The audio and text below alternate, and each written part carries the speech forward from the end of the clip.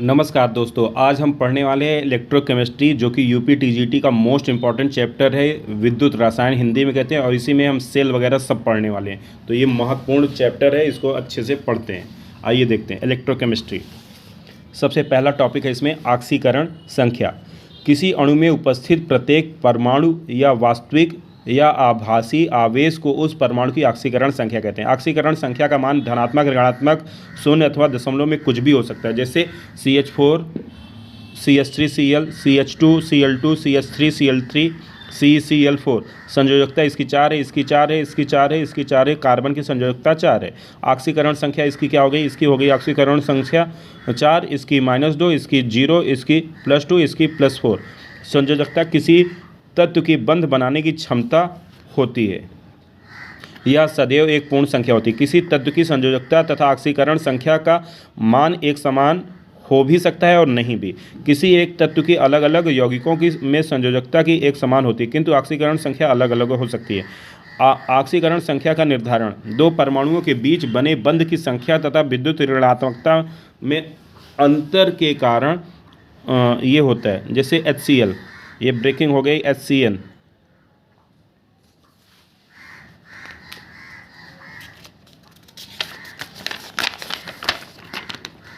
तो यहाँ पे कार्बन डाइऑक्साइड, कार्बन सब ऑक्साइड, तो H2O2।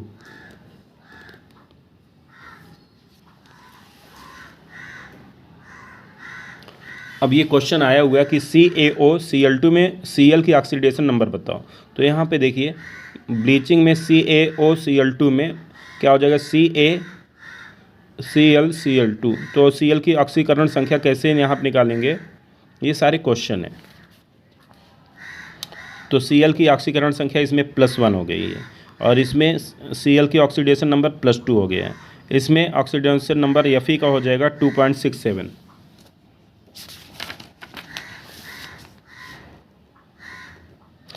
किसी तत्व की ऑक्सीडेशन नंबर का अधिकतम मान उससे संयोजी कोष में उपस्थित इलेक्ट्रॉन की संख्या से अधिक नहीं हो सकता।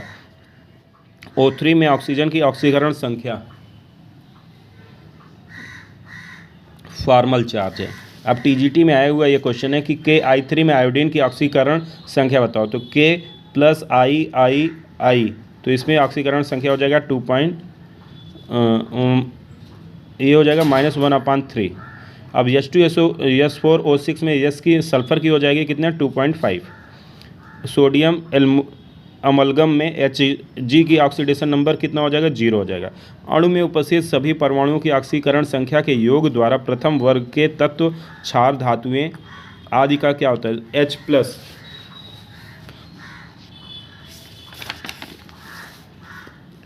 द्वितीय वर्ग के तत्व, बेटा मागे कार स्कूटर बाप रे में सदैव 2 होती है। संक्रमण धातुएं 3 से 12 में परिवर्तित संयोजकता जिंक +2 से +1 तक होती है। वर्ग 13 से क्या हो जाएगा? सदैव +3। और गाजर इन थैला क्या हो जाएगा? 1 व 3 होती है। ऑक्सीजन वर्ग 4 में काशी शिवजी चले, परिवर्ती ऑक्सीडेशन नंबर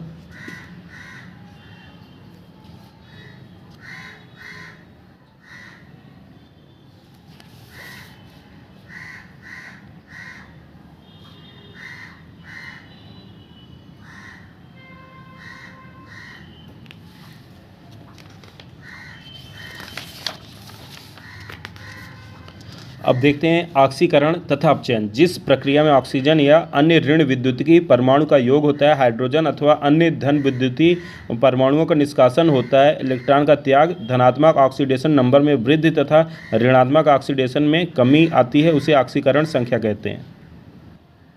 अर्थात एक बार फिर से पढ़ते हैं। जिस प्रक्रिया में ऑक्सीजन अथवा अन्य ऋण विद्युतीय परमाणु का योग होता है, हाइड्रोजन तथा अन्य धन विद्युतीय परमाणुओं का निष्कासन होता है, इलेक्ट्रॉन का त्याग धनात्मक ऑक्सीडेशन नंबर में वृद्धि करेगा, ऋणात्मक ऑक्सीडेशन में कमी लाता है, उसे ऑक्सीकरण कहते हैं।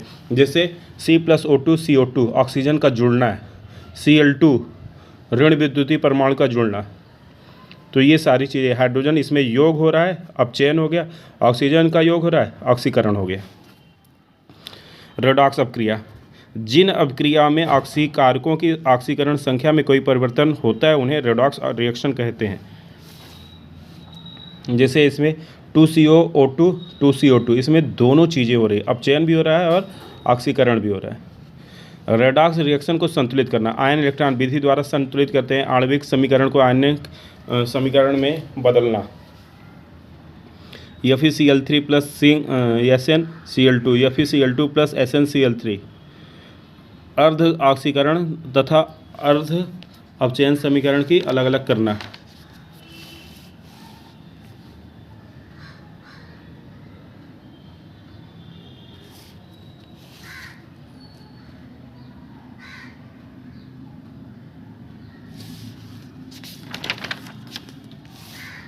अब पढ़ते हैं इलेक्ट्रोड।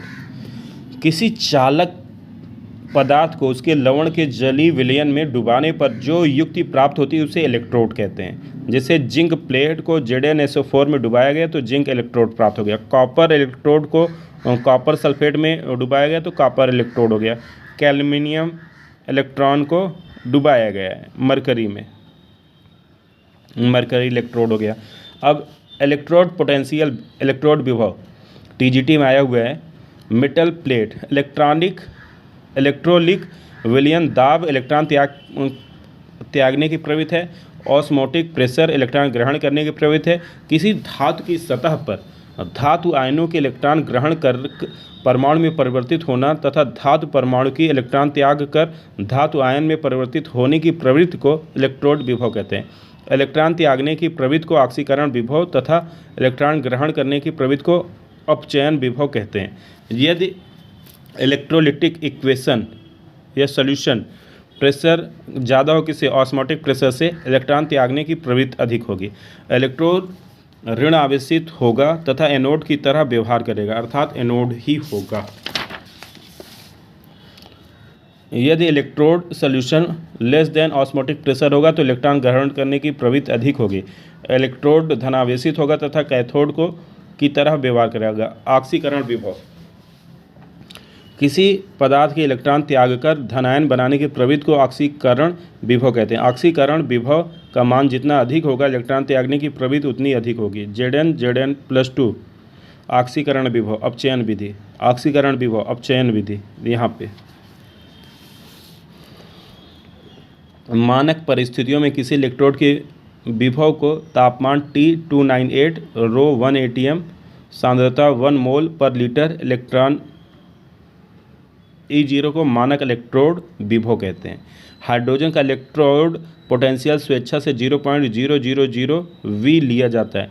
मानक हाइड्रोजन इलेक्ट्रोड T = 298 केल्विन पर pH2 1 वायुमंडलीय दाब पर और AH 1 मोल लीटर पर, ये हो जाएगा पावर्ड प्लेटिनम। मानक इलेक्ट्रोड विभव का मापन। एकल इलेक्ट्रोड के विभव के मापन की 1 मीटर विश्वसनीय विश्वसनीय विधि उपलब्ध नहीं है। एकमात्र तरीका यह है कि दिए गए इलेक्ट्रोड को मानक हाइड्रोजन इलेक्ट्रोड से जोड़कर सेल का निर्माण किया जाए तथा सेल के विभव का मापन करके दिए गए इलेक्ट्रोड का विभव निर्धारित किया जाए। तो यहाँ पे left hand electrode anode oxidation negative होगा और यहाँ पे राइट हैंड में कैथोड रिडक्शन पॉजिटिव होगा। ई सेल = E एनोड का ऑक्सीकरण विभव और ये कैथोड का ऑक्सीकरण विभव हो जाएगा। तो E0 सेल मतलब मानक सेल का क्या हो जाएगा, एनोड का अपचयन विभव प्लस कैथोड का अपचयन विभव। तो ई सेल Em+/m एनोड। तो ई सेल = ER - EL। एग्जाम्पल 1 है जिंक का मानक अपचयन विभव निर्धारित करना। Anode Zn+2 zinc electrode, cathode तो ये 0.76 से लेकर ये पूरा ऐसे जाएगा तो यहाँ पे -0.76 वोल्ट तक हो जाएगा।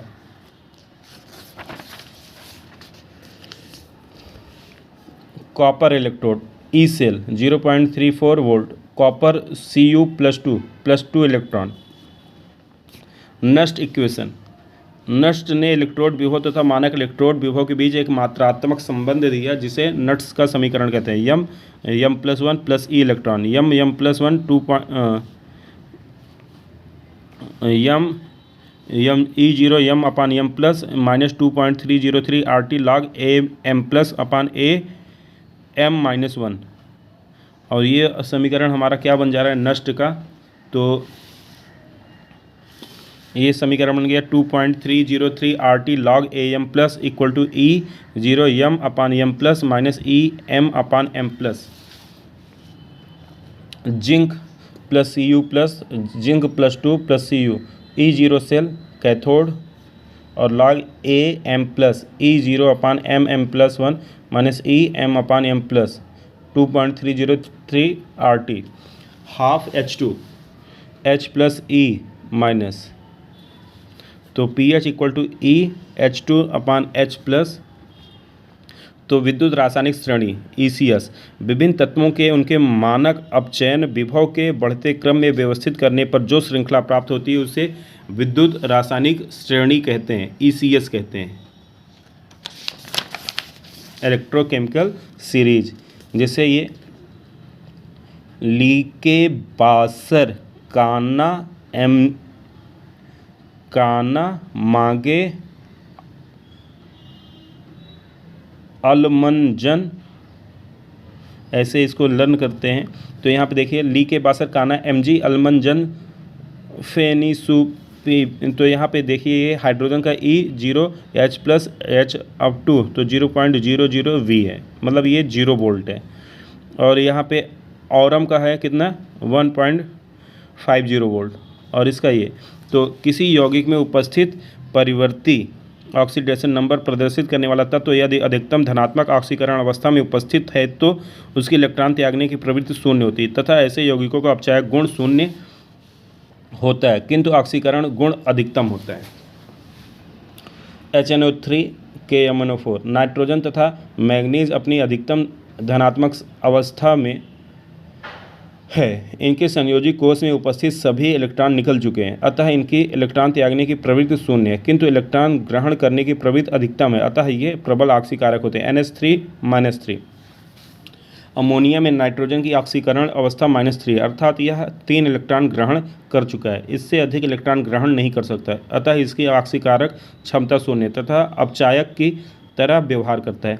NO2 + K2MnO4 में नाइट्रोजन तथा मैंगनीज की ऑक्सीकरण अवस्था अधिकतम तथा न्यूनतम ऑक्सीडेशन स्टेट के बीच में है, अतः यह यौगिक ऑक्सीकारक व अपचायक दोनों की तरह व्यवहार करेगा। अधिकतम ऑक्सीकरण विभव इलेक्ट्रॉन त्यागने की प्रवृत्ति अधिकतम होगी, प्रबल अपचायक होगा। अब यहाँ पे लिथियम हाइड्रोजन तो 0 पे है, ऑरम क्या हो जाएगा अपचयन विभव अधिकतम है, इलेक्ट्रॉन ग्रहण करने की क्षमता अधिकतम है, प्रबल ऑक्सीकारक होगा।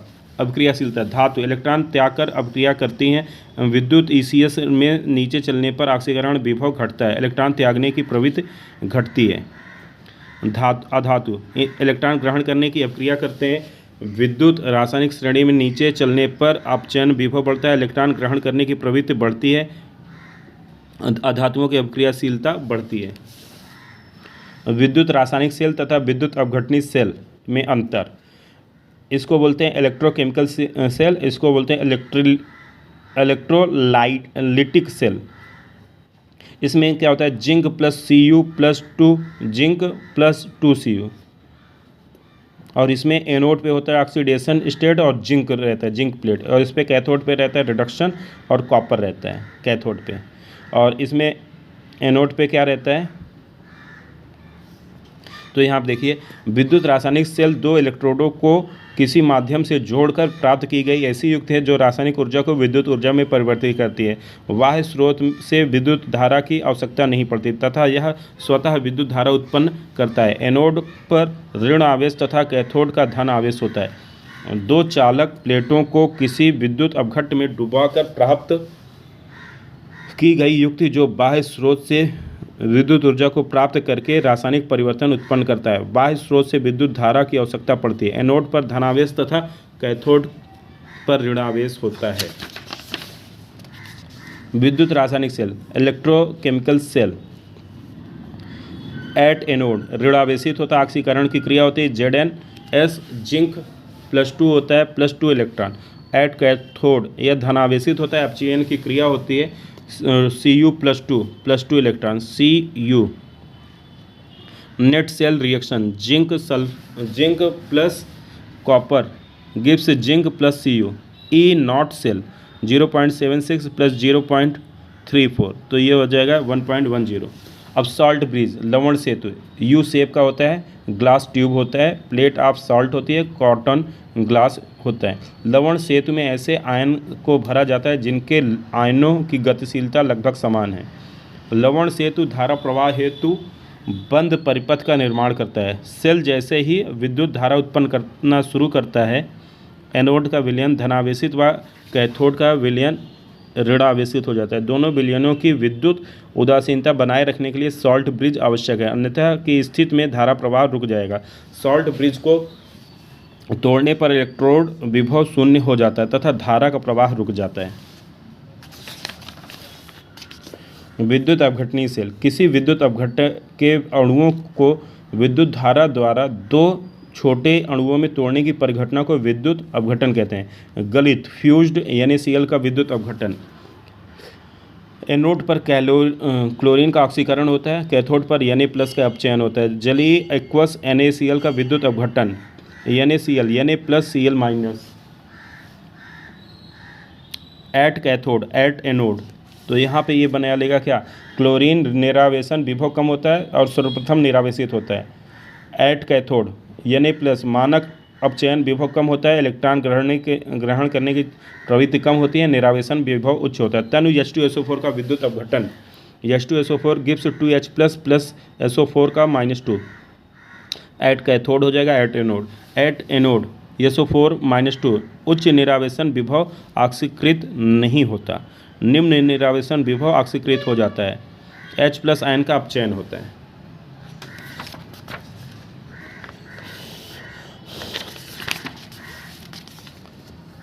सांद्र H2SO4 का विद्युत अपघटन हो जाएगा। यहाँ पे ये कैथोड पे हाइड्रोजन इलेक्ट्रॉन रिलीज करेगा और ये हो जाएगा। Electrolysis of AgCuSO4 using platinum electrode. At anode पे क्या हो जाएगा, कैथोड पे क्या हो जाएगा, ये है।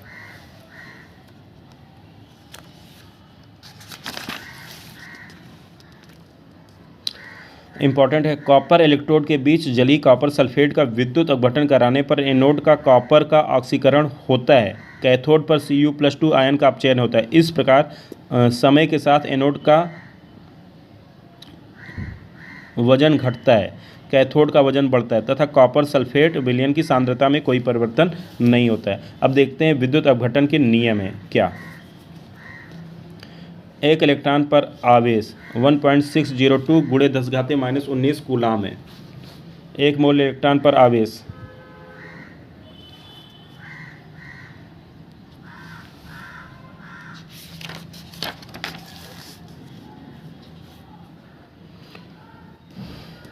फैराडे का प्रथम नियम। विद्युत अपघटन की प्रक्रिया में विभिन्न इलेक्ट्रोडों पर निक्षेपित मुक्त पदार्थ का भार विद्युत अपघटनीय सेल से प्रवाहित किए गए आवेश की मात्रा के समानुपाती होता है। निक्षेपित पदार्थ का भार प्रोपोर्शनल टू प्रवाहित आवेश की मात्रा W proportional to Q, W = ZQ।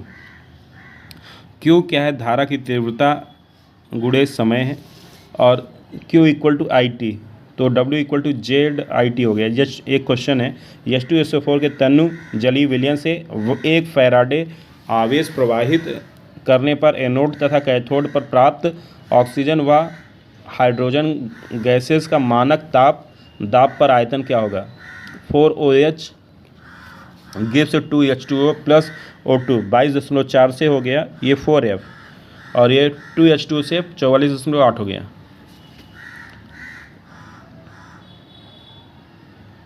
Copper sulphate के जलीय विलयन में डूबे प्लेटिनम इलेक्ट्रोड के बीच 8.8 एम्पियर की विद्युत धारा 2.2 मिनट तक प्रवाहित करने पर कितना हो जाएगा। तो Z का मान हो गया 31.5। 31.5 क्यों हो गया भाई, कॉपर की मात्रा ग्राम में निकालनी है। 8 × 120 तो समझ में आया, 2 मिनट है 100 लिए 120 मिनट, एम्पियर था इतना, तो ये IT हो गया। जेड का मान है ये, जेड किसी ट्राई पोटेशियम फैराडे का द्वितीय नियम है। अब देखते हैं पहले इसको। विभिन्न विद्युत अपघटनों के से समान विद्युत धारा प्रवाहित करने पर निक्षेपित विद्युत अपघटनों का भार उनके तुल्यांकी भार के बराबर। फैराडे का द्वितीय नियम, विभिन्न विद्युत अपघट्यों से समान विद्युत धारा प्रवाहित करने पर निक्षेपित विद्युत अपघट्यों का भार उनके तुल्यांकी भार के समानुपाती होते हैं। सिल्वर का भार प्रोपोर्शनल टू सिल्वर का तुल्यांकी भार, कॉपर का भार प्रोपोर्शनल टू कॉपर का तुल्यांकी भार। तो W माइनस AG अपान W minus CU, E minus AG अपान E माइनस CU। अब देखते हैं आगे। इलेक्ट्रोप्लेटिंग की प्रक्रिया में जिस वस्तु पर किसी अन्य धातु की परत चढ़ानी होती है उस वस्तु का कैथोड बना लेते हैं, तथा जिस धातु की परत चढ़ानी होती है उसके लवण के जलीय विलयन में उस धातु की प्लेट को डुबाकर एनोड बना लेते हैं और फिर धातुओं का शोधन हो जाता है। विद्युत अपघटनी सेल, विद्युत अपघटनी विधि द्वारा धातुओं के शोधन में अशुद्ध धातु का एनोड तथा शुद्ध धातु का कैथोड बनाते हैं। समय के साथ साथ कैथोड का वजन बढ़ता जाता है तथा एनोड का वजन घटता जाता है।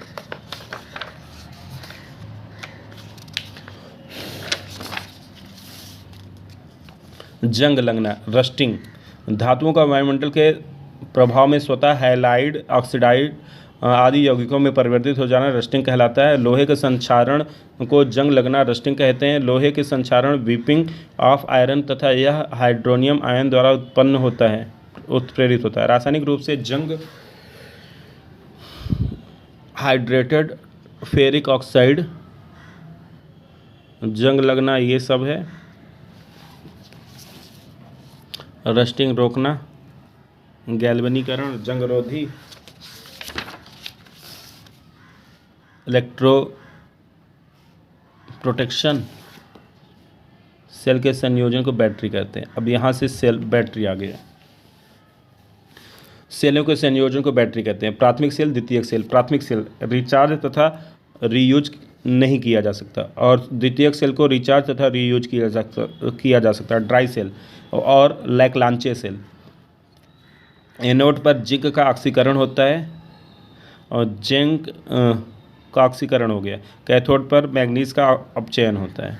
NH4Cl जिंक होता है और इसमें ZnCl3 NH4Cl लगाता है। इसका विभव 1.25 से 1.5 वोल्ट के बीच होता है। इसे रिचार्ज और रीयूज नहीं किया जा सकता। लैग्रांजे सेल को रिचार्ज और रीयूज नहीं किया जा सकता, वन टाइम होता है। विद्युत अपघटन के रूप में उपस्थित NH4Cl प्राकृतिक का होता है जो जिंक के कंटेनर का संचारित करता है। इलेक्ट्रोड पर होने वाली विद्युत रासायनिक क्रियाओं में लवण का निर्माण होता है जिससे सेल का विभव धीरे धीरे गिर जाता है। मरकरी सेल या बटन सेल, विभव में स्थिरता इस सेल की मुख्य विशेषता है।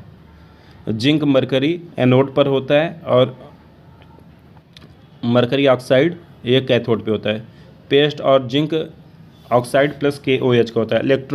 इलेक्ट्रोड रिएक्शन एट एनोड पर क्या होता है, जिंक प्लस ये रिएक्शन बनाता है, कैथोड पे ये नेट सेल रिएक्शन ये आ जाती है। इलेक्ट्रोड अपक्रिया में गैसीय उत्पाद नहीं बनते, अतः इस सेल को पूर्णतः पैक किया जा सकता है। इलेक्ट्रोड अपक्रिया में अम्ल तथा क्षार का निर्माण नहीं होता, अतः बैटरी का फटना संचारण नहीं होता। स्टील के बर्तन का संचारण नहीं होता। इलेक्ट्रोड अपक्रिया में विद्युत अपघट्यों का निर्माण नहीं होता, अतः सेल के विभवों में स्थिरता बनी रहती है। सेल का विभव 1.30 वोल्ट होता है। द्वितीयक सेल, इन सेलों को रिचार्ज किया जा सकता है तथा इनका पुनः उपयोग किया जा सकता है। सीसा संचयी सेल, ये लेड स्टोरेज होते हैं, लेड स्टोरेज बैटरी है। इंपॉर्टेंट है, एनोड पर कैथोड दोनों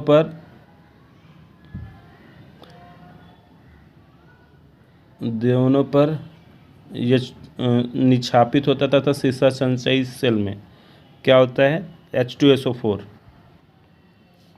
जब सेल में विद्युत धारा प्रवाहित करते हैं, जब सेल से विद्युत धारा प्राप्त करते हैं तो यह विद्युत रासायनिक सेल की तरह व्यवहार करता है। एनोड नेगेटिव हो जाता है, कैथोड पॉजिटिव हो जाता है। एट एनोड लेड का ऑक्सीकरण होता है, लेड प्लस सल्फेट एनोड पर निक्षेपित होता है। लेड ऑक्साइड का अपचयन होता है। Net cell reaction Pb plus PbO2 plus 2H2SO4। Note point, जब बैटरी से विद्युत धारा प्राप्त करते हैं तो इलेक्ट्रोडों पर होने वाली विद्युत रासायनिक अभिक्रिया के परिणाम स्वरूप कैथोड एनोड दोनों पर लेड सल्फेट निक्षेपित होता है। 298 केल्विन पर प्रत्येक सेल का विभव 2 वोल्ट होता है। जब सेल को रिचार्ज करते हैं तब यह विद्युत अपघटनीय सेल की तरह व्यवहार करता है। बैटरी को रिचार्ज करने के क्रम में उच्च विभव की विशिष्ट धारा को डीसी करंट में परिवर्तित विपरीत दिशा में आरोपित करते हैं। और एनोड पे लेड होता है और कैथोड पे PbO2 होता है। अब देखते हैं निकल कैडमियम सेल एनोड और निकल डाइऑक्साइड कैथोड पे रहता है। इलेक्ट्रोड डाई रिएक्शन बनता है यहाँ पे।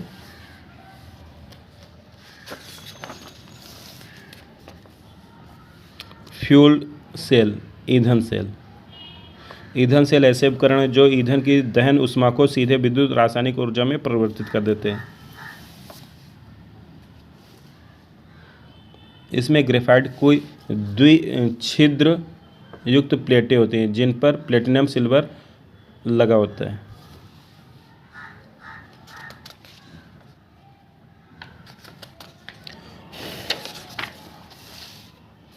एडवांटेज, इसकी दक्षता, ये सारी चीज़ें। तो इस प्रकार से ये लेसन भी समाप्त हुआ। धन्यवाद।